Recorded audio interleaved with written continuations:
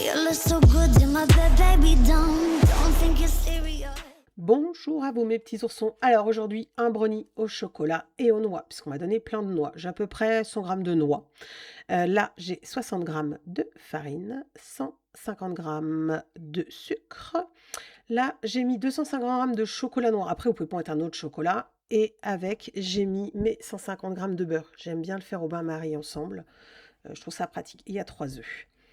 Donc là, hop, on va mettre sur le bain-marie de façon à ce que ça fonde ensemble. Je trouve que le chocolat colle beaucoup moins quand on met le beurre avec. Donc on va laisser fondre tout doucement.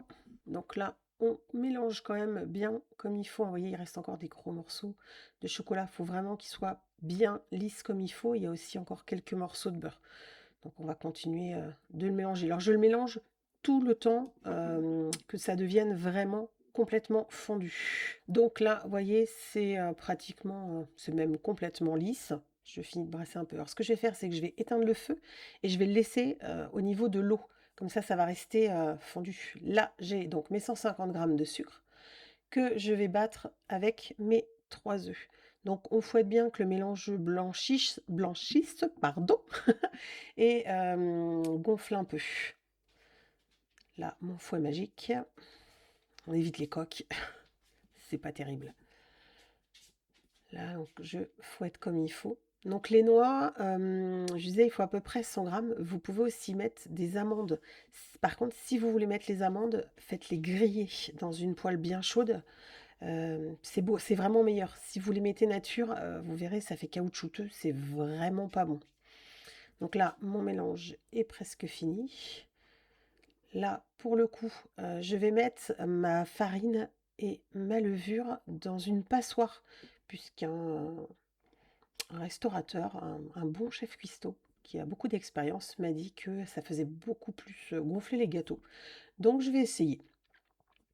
Donc là, voilà, je tamise tout.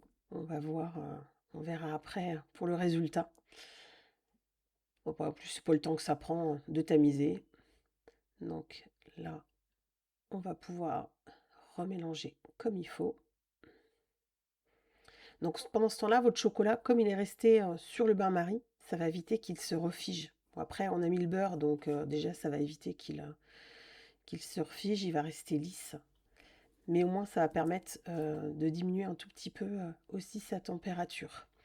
Là, on fouette bien et puis on va pouvoir ajouter le chocolat qu'on va aller, que je vais aller récupérer pour pouvoir tout mettre ensemble. Hop, voilà, je récupère chocolat récupéré. Donc on va pouvoir le mettre dans le bol pour pouvoir mélanger. Alors on mélange directement pour éviter que ça chauffe. Alors évidemment, j'ai oublié de mettre un torchon dessous, donc Papa Ours me prête main forte. On va essayer de voir avec le torchon, est-ce que ça va aller mieux? Voilà, j'espère que ça va moins bouger, que ce sera plus agréable pour vous. Bon, au final, ça bouge toujours autant, donc bon. Allez, Papa Ours, un petit coup de main, ou de patte. On mélange bien comme il faut, de façon à ce que tout soit vraiment bien dilué ensemble. C'est vraiment important pour pas laisser du tout de chocolat déjà. On racle bien. Ensuite, on refouette tout comme il faut pour que tout soit bien homogène.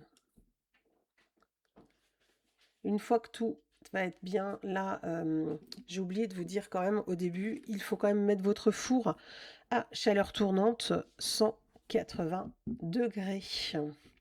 Donc là, moi, mon four est déjà à chauffer. Là, je rajoute les noix. On remélange bien. Et puis après, je vais récupérer mon moule que j'avais beurré avant. Donc là, un bon mélange. Donc les noix, moi je sais exprès que je mets 100 grammes. Après, si vous trouvez que c'est pas assez, vous pouvez en mettre plus, hein. C'est au choix de chacun et vous mettez ce que vous voulez. Donc mon moule beurré. Et je mets toute ma pâte dedans. Alors ensuite, par rapport à la cuisson, on met autour de 15-20 minutes. Là, ce sera évidemment au choix de chacun. en piquant, soit vous voulez que ce soit lisse, qui est pas du tout, soit vous voulez laisser un petit peu de chocolat de façon à ce qu'il soit un peu plus onctueux à l'intérieur.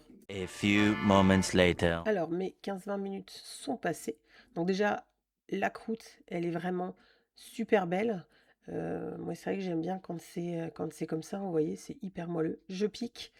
Donc là, il reste un peu de chocolat. Moi, c'est vrai que c'est comme ça que j'aime, mais on pouvait très bien laisser encore 4-5 minutes de plus.